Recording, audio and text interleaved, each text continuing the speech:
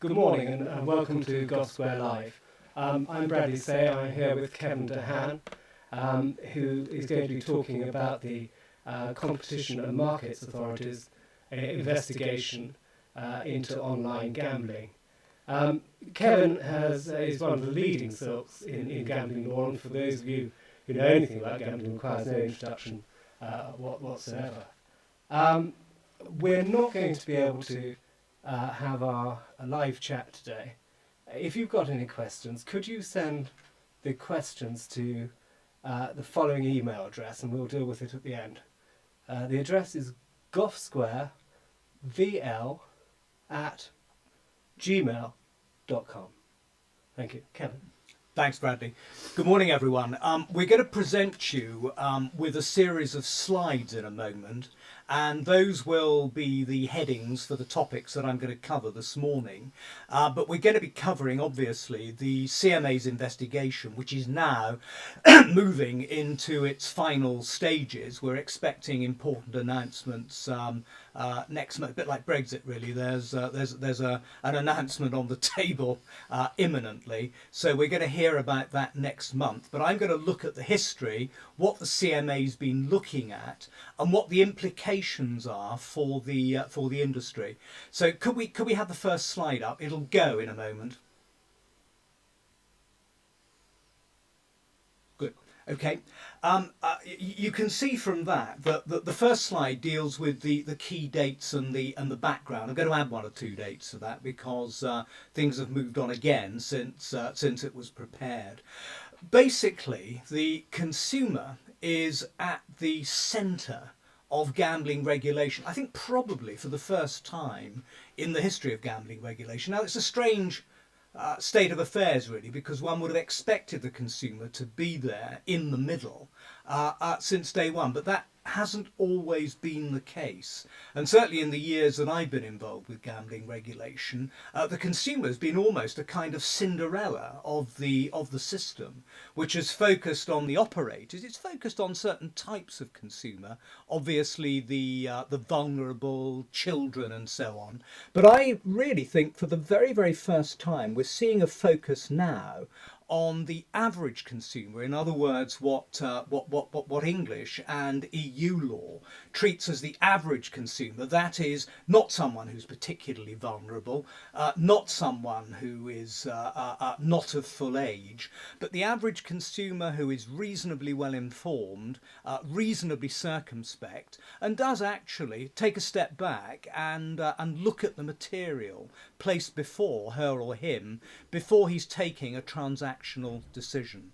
So it's this focus on the average consumer which I think is the sea change. As far as the consumer is concerned, if you look at the legislation that preceded the Gambling Act of 2005, indeed if you look at the Gambling Act itself, I don't think you'll see the word consumer mentioned there. The Gambling Act is basically underpinned by the licensing objectives that appear in section 1 of that act. And obviously you've got, to paraphrase, if you know the Act, what those objectives are. It's keeping gambling effectively crime-free, keeping it free from being a source of crime, ensuring that gambling is conducted in a fair and open way, and also ensuring that there are adequate protections in place for children and vulnerable people to prevent them from being exploited by gambling. So the focus today is going to be very much on that second objective of making gambling or ensuring that it's conducted in a fair and open way. Now, those words are very much the words that one sees, for example, in the Consumer Rights Act, looking at fairness and transparency, very, very key words now in consumer protection legislation. Well, the CMA launched its investigation in October of last year, and obviously it's taken a while because it's investigating a whole sector. This is a sectoral investigation, which is why effectively it's being conducted by the CMA. And in this year, the enforcement cases were opened. It sought a lot of information, obviously, from operators and from other sources. And it was very much at the behest of the Gambling Commission, which of course itself doesn't enforce consumer protection laws. It enforces gambling laws. It was at the behest of the Gambling Commission that the CMA actually intervened and launched its own investigation.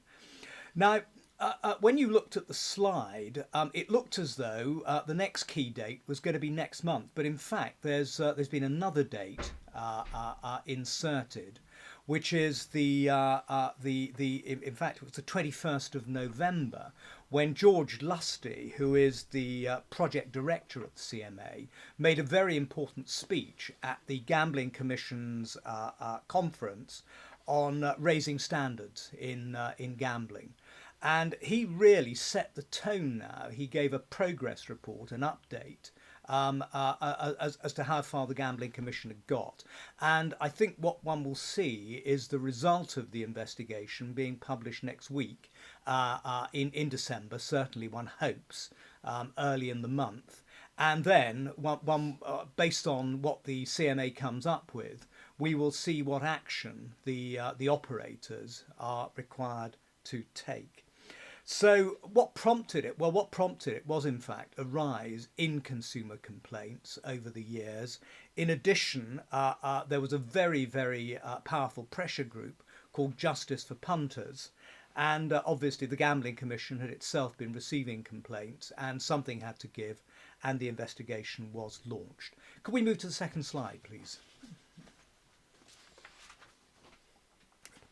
So, what is the subject matter of the investigation? Well, the subject matter of the investigation is basically really ensuring that consumers are getting a fair deal and are able to make an informed choice, largely in relation to promotional offers that the online gambling operators, and when I speak of online gambling, I'm really talking about the gaming sector, the online casino sector here, and bookmakers.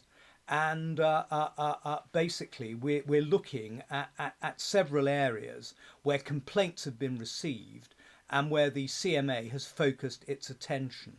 Well, the first is the lack of transparency in very, very significant promotional restrictions. It's very interesting that the CMA, when it engaged with the operators, actually said to them, look, show us the consumer experience, treat us as consumers. We'd like to see what these promotional offers involve.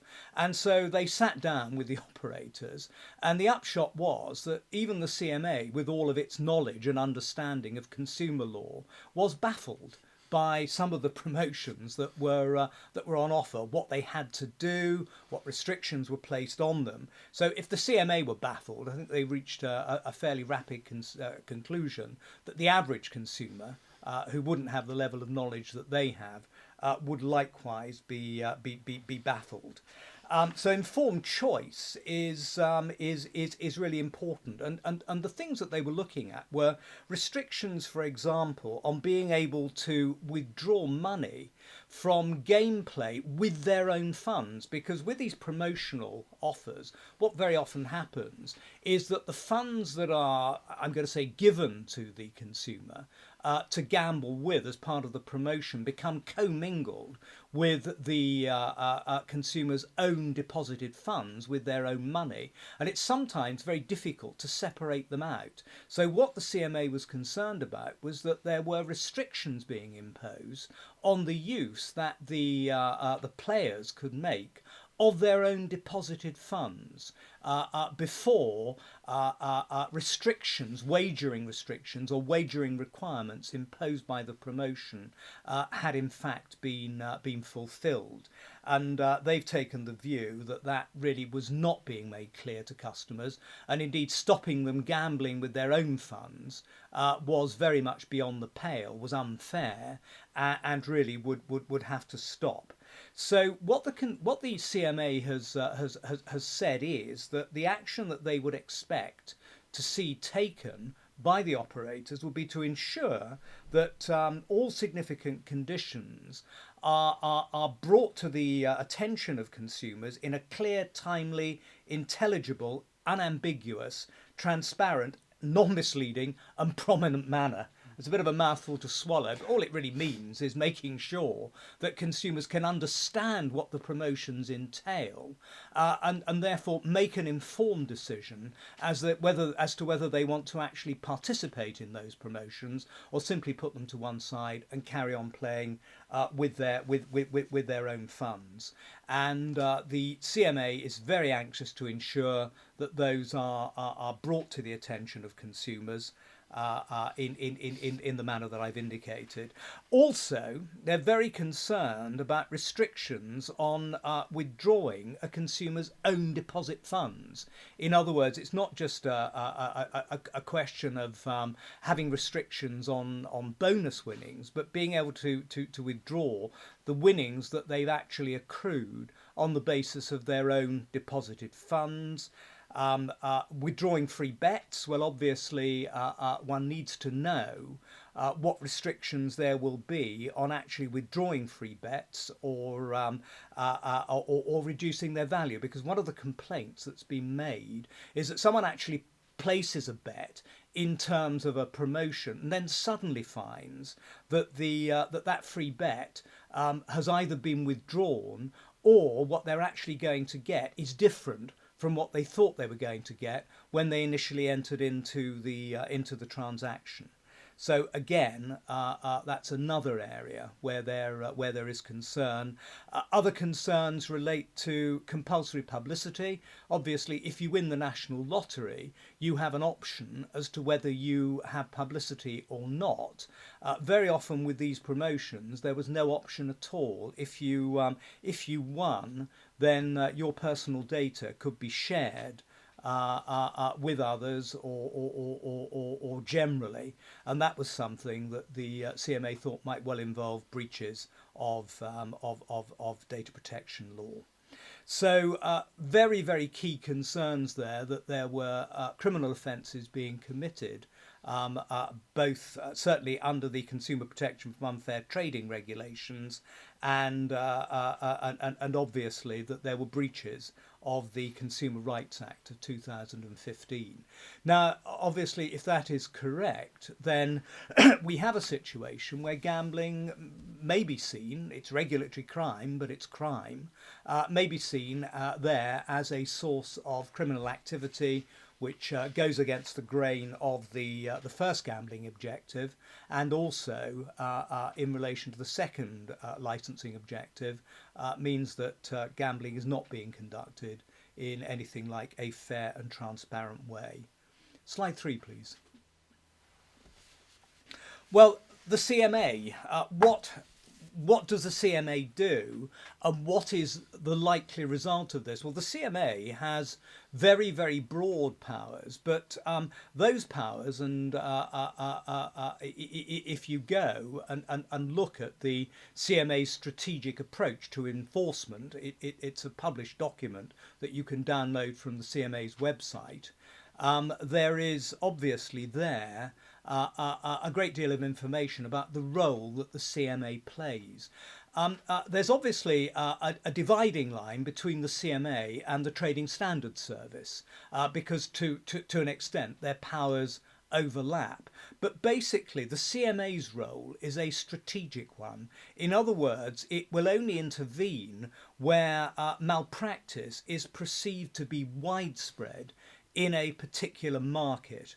And normally enforcement action will be appropriate where it has determined that breaches of the law point to systemic failure in the relevant market, that being the market obviously for online gambling that it's looking at here. The CMA will not normally bring enforcement action against an individual trader,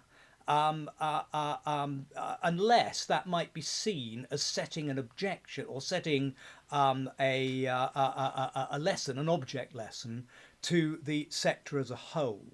So basically, what will we see from the CMA? Well, I suspect what we will see is them using their civil enforcement powers here because the civil enforcement powers are certainly, in my view, if all of these aspects of their investigation are found to be established, they will use their civil enforcement powers under Part 8 of the Enterprise Act 2002, and they will basically I think in the first instance, what they will probably do is to seek undertakings from the operators concerned in the sort of terms that I've indicated, requiring them to be compliant with the law.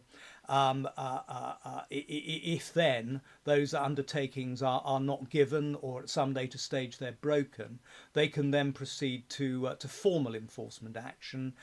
The great advantage of civil enforcement action is, of course, that the civil standard of proof applies in these cases, and of course you have the cases determined, criminal cases are determined either by magistrates or by jury. You have them determined by a professional judge. So there are huge advantages involved in that. But we will await next month, hopefully, to see what the CMA's ultimate approach to this is going to be. Could we have the fourth slide, please?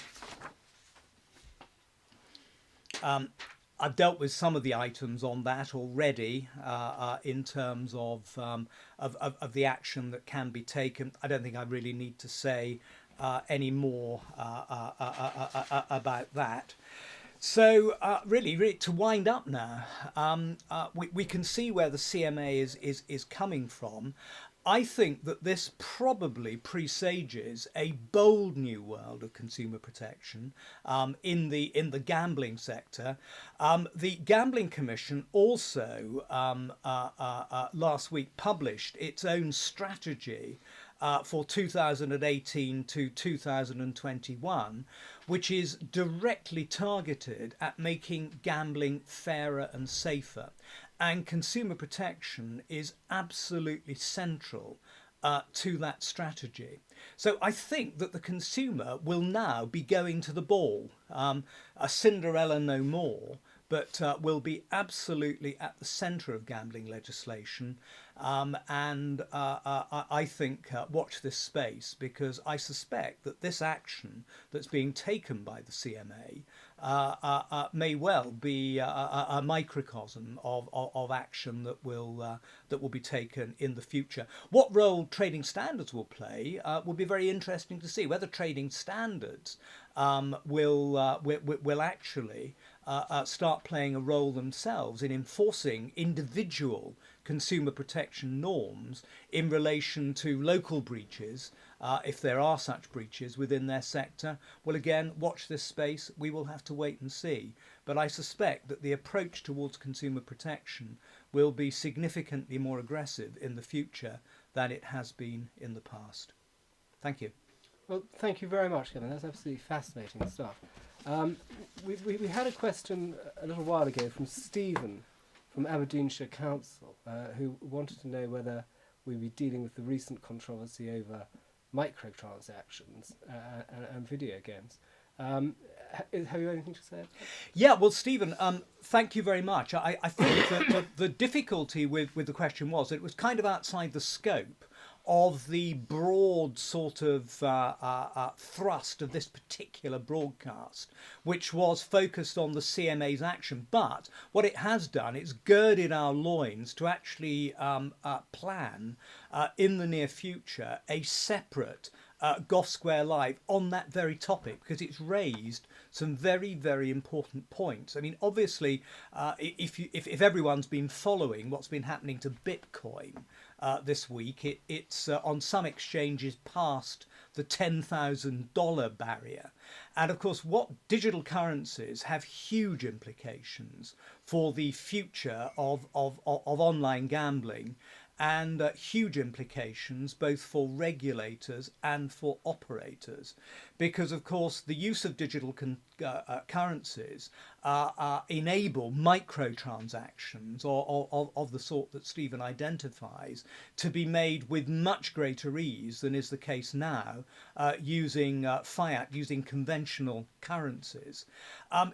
in terms of the problems that it poses for gambling regulators, well, the use of blockchain technology, the use of smart contracts, the use of DAOs as opposed to conventional corporations, I suspect is going to pose enormous problems for regulators in the future because, of course, in order to regulate, you've got to be able to get at someone.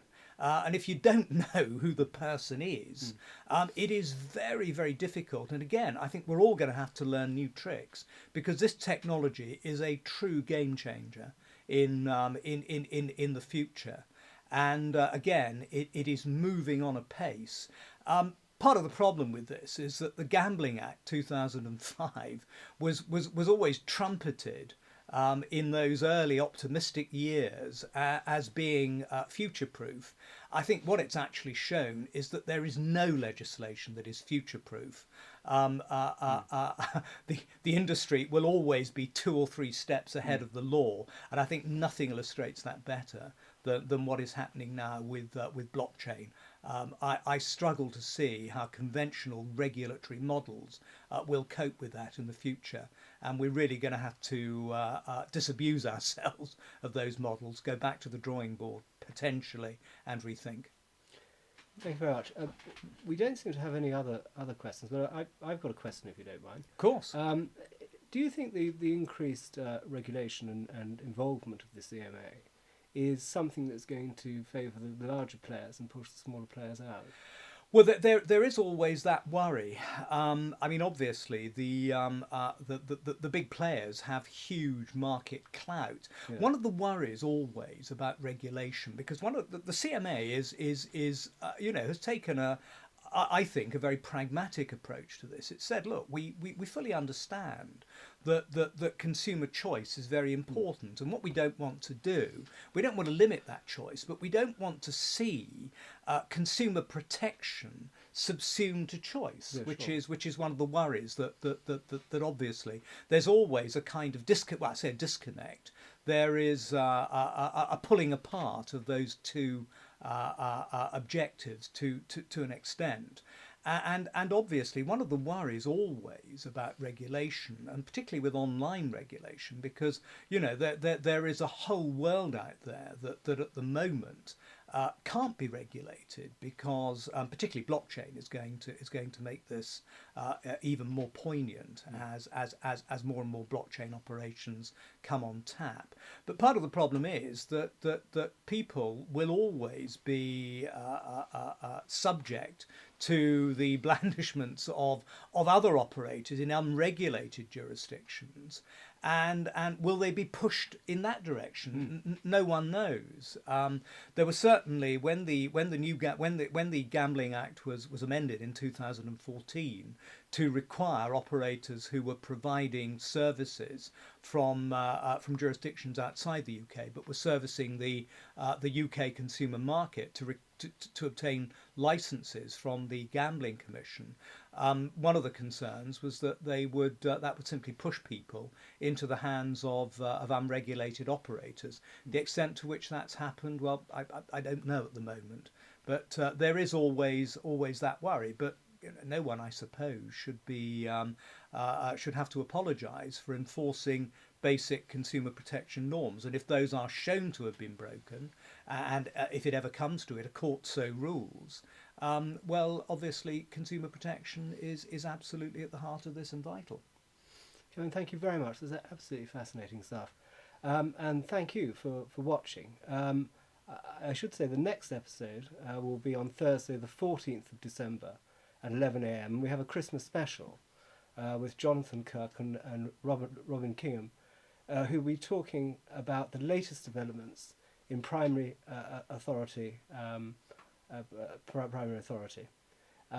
If you have any more questions, then please do send them to the email address. I'll say that again. It's goughsquarevl@gmail.com, and we'll answer those over the course of the day. And can I say, if you do have any ideas of topics you'd like us to cover that are of interest to you, yes, let us know, because obviously Stephen's topic is a very interesting one and a very important one, and one that we are going to action in the near future. So if there are any other topics that are of interest to you and you'd like us to cover, please let us know. Thank you. Thank you.